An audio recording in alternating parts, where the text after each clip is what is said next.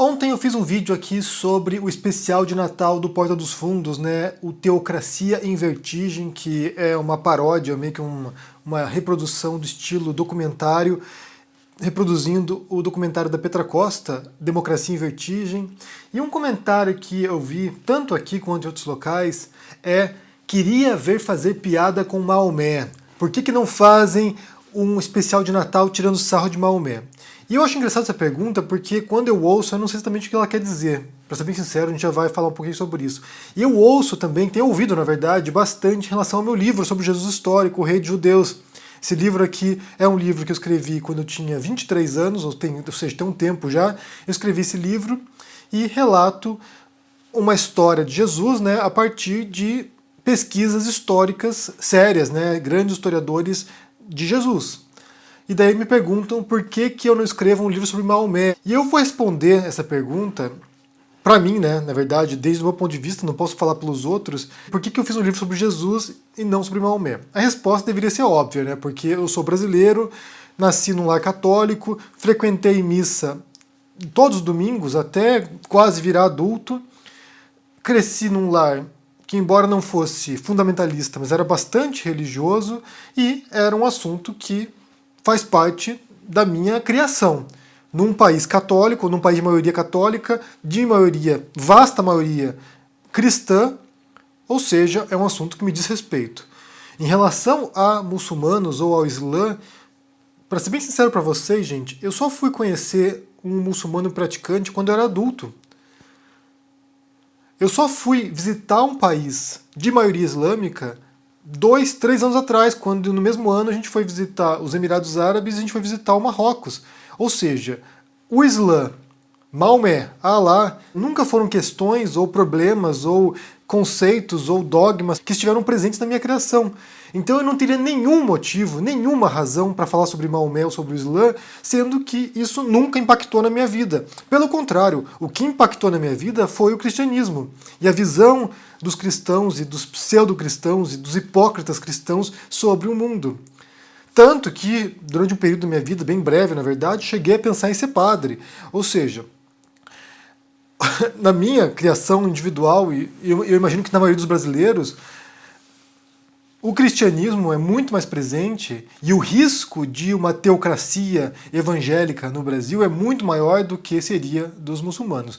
Os muçulmanos no Brasil são uma minoria bastante pequena. Eu imagino que tem até mais espíritas, por exemplo, ou até budistas do que tem muçulmanos no Brasil. Não, budistas acho que tem menos. Mas de qualquer maneira, é uma minoria muito pequena no país. Talvez, se eu houvesse nascido num país de maioria islâmica, se eu houvesse nascido na Arábia Saudita, por exemplo, ou no Marrocos, ou no Egito, a questão do Corão, do Islã e de Maomé fosse muito mais importante para mim. Agora, outra pergunta. Será que se eu houvesse crescido nesses países, eu teria coragem de escrever um livro sobre o Maomé histórico? Não sei, sabe por quê? Porque em alguns desses países você tem líderes religiosos fundamentalistas e há uma perseguição contra os apóstatas, né, contra os ateus.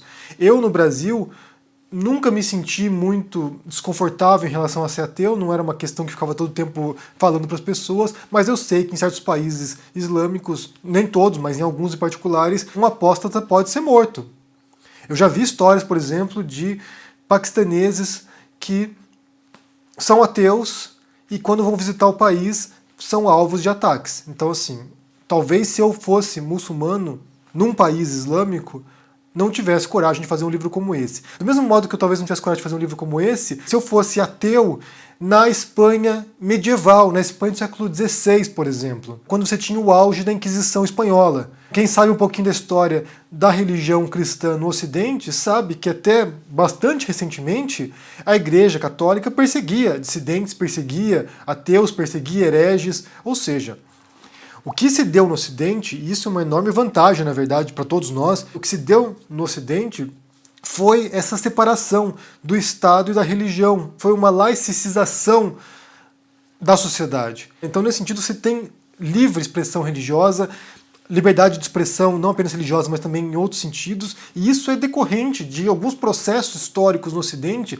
incluindo o esclarecimento, incluindo o iluminismo, incluindo uma série de intelectuais, muitos deles ateus ou até cristãos, que passaram a questionar esse vínculo entre Estado e religião. E aí você tem essa cisão e que leva ao Estado moderno europeu, que depois torna o Estado moderno em outros países do mundo, incluindo também Estados islâmicos. Você tem países de maioria islâmica que são seculares, que tem essa separação muito nítida entre Estado democrático de direito e religião. Então, se a gente pode hoje falar sobre cristianismo, criticar o cristianismo, estudar o cristianismo, criticar Jesus, fazer piada com Jesus como faz o Porta dos Fundos, essa é uma conquista civilizatória, histórica do Ocidente.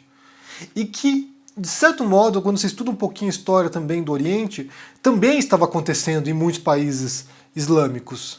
Isso no mesmo período, né, século XVIII, XIX, eles também estavam sendo influenciados por essas correntes de pensamento iluministas. Só que daí você tem, ao mesmo tempo, o colonialismo europeu, que subjuga esses povos, esses países, e isso leva a também correntes de oposição ao colonialismo e que, em alguns sentidos, leva também ao fundamentalismo religioso, que leva a esse radicalismo religioso. Então, assim, a gente pode pensar que esse atraso de direitos civis em alguns países, em particular, também é consequência do domínio imperialista dos países europeus. Então, só voltando à pergunta inicial, quando me dizem que queria ver você fazer esse livro ou essa piada sobre Maomé, eu não sei se essa pessoa ela está, sei lá, defendendo o modelo ocidental e os direitos que foram conquistados, não me parece que seja isso, ou se elas gostariam que no Ocidente houvesse uma mentalidade fundamentalista religiosa na qual você não pudesse falar sobre Jesus desse modo crítico. Eu não sei dizer realmente. Essa pergunta ou esse comentário, para mim, ele soa ambíguo, porque, no fundo, parece que eles desejam um modelo social no qual você não possa falar essas coisas. É a impressão que eu tenho. Para ser bem sincero com vocês aqui, se morasse no Rio de Janeiro, por exemplo, eu teria mais medo de falar sobre milícias cariocas, criticar as milícias, expor as milícias, do que eu teria de falar mal do Maomé. Eu acho que é mais fácil você morrer no Rio de Janeiro por causa de ações de milicianos do que por fundamentalistas religiosos, islâmicos. Ou outro exemplo, é mais perigoso para o italiano falar mal da máfia italiana, como é o caso do Roberto Saviano, que é um jornalista italiano que está há anos escondido porque ele está sendo perseguido pela Camorra, pela máfia napolitana, do que você falar mal de Maomé. Então, em muitos locais do mundo ocidental, você tem outros perigos, outros riscos, outros tipos de proibição do discurso do que você tem de falar dos muçulmanos, do Islã. Particularmente no Brasil, acho que é mais perigoso você falar mal de evangélico do que é falar mal de muçulmano. Tanto que a extrema-direita brasileira constantemente critica o Islã, como eu disse, tem uma minoria bastante pequena no Brasil de muçulmanos, a extrema-direita o tempo todo fala mal deles sem grandes consequências, até onde eu perceba. Ou, por exemplo, eu tenho mais receio de falar, eu piso mais em ovos, na verdade, para falar de certos grupos sectários de esquerda, que embora não sejam numerosos, são muito organizados e trabalham de maneira sistemática para enfrentar os seus desafetos, do que eu tenho para falar do Islã. O que eu não tenho, na verdade, para criticar Maomé ou os muçulmanos é motivo. Simplesmente, boa parte das minhas interações que eu já tive com muçulmanos pelo mundo, e de outras religiões também, né, budistas, ou mesmo cristãos, boa parte das relações que eu tenho com as pessoas no planeta são bastante amistosas e sem grandes problemas. O que me preocupa no Brasil é, de fato, a ascensão de grupos fundamentalistas religiosos, evangélicos, que têm uma mensagem que, em essência, é anticristã, que vai na contramão de tudo que Jesus dizia. E esses grupos são perigosos, porque eles não têm apenas um projeto religioso, um projeto de controle dos dogmas das crenças das pessoas, mas tem um projeto político também. Você tem pastores sendo eleitos, você tem pastores ocupando cargos de poder, você tem pastores se tornando prefeitos, vereadores, deputados, que estão impactando na presidência. Ou seja, isso é uma preocupação para mim. Então, se eu escrevo sobre Jesus ou critico certos grupos religiosos brasileiros, é justamente por causa dessa preocupação. E só para ressaltar aqui, né, só para lembrar, esse livro que eu escrevi, eu tinha 23 anos de idade, foi muito tempo atrás, não havia essa polarização política no Brasil, não havia esse tipo de debate como ocorre hoje, nem havia também essa ascensão tão disparada e tão visível dos movimentos neopentecostais, ou seja, todo mundo que eu conhecia praticamente era católico na época, tinha um amigo ou outro que era batista ou adventista, mas no geral, boa parte das pessoas que eu conhecia na época era católica, então, sim, nem sequer havia esse tipo de tensão como há hoje. O livro foi escrito para que eu me reconciliasse com algumas coisas da minha própria formação, da minha própria criação como cristão, como católico. Tanto que meus 3 primeiros livros que eu escrevi naquele período, o primeiro, o segundo e o terceiro, foram sucessivamente um sobre Curitiba, sobre os imigrantes no Paraná, sobre a mentalidade curitibana, o segundo sobre o Jesus histórico, sobre Jesus, e o terceiro sobre a cultura grega, sobre a Guerra de Troia. Então, assim, eu pego 3 elementos que fazem parte da minha formação, sabe, formação existencial, formação moral, formação intelectual, e esses 3 elementos eu transformei em romances. Então, não tem menor relação com a briga que se dá hoje entre, sei lá, fundamentalistas e o resto. Não era esse o pano de fundo da escrita do livro. Embora hoje, né, quando você publica esse livro hoje, que agora ele vai ser impresso, quando você publica esse livro hoje, ele cai no meio de uma guerra de posições. Então talvez é um livro que tenha envelhecido bem, porque ele já antecipa certos temas que estão sendo agora discutidos nesse momento. Mas, só para repetir aqui, eu não falo sobre Maomé porque não é um assunto que me interesse, na verdade, nem me afete pessoalmente, não me diz respeito, para ser bem sincero. Então não sei porque eu escreveria um livro sobre esse assunto. Mas eu quero saber o que vocês pensam sobre esse tópico, né, sobre esse assunto, sobre qual é a preocupação dessa pergunta, quando a pessoa faz a pergunta, né, o que ela quer no final dos contos, porque sinceramente me parece uma pergunta... É tipo, mas e o PT? É uma pergunta falaciosa, porque é como se você não pudesse criticar o cristianismo, se você não criticar as outras religiões junto.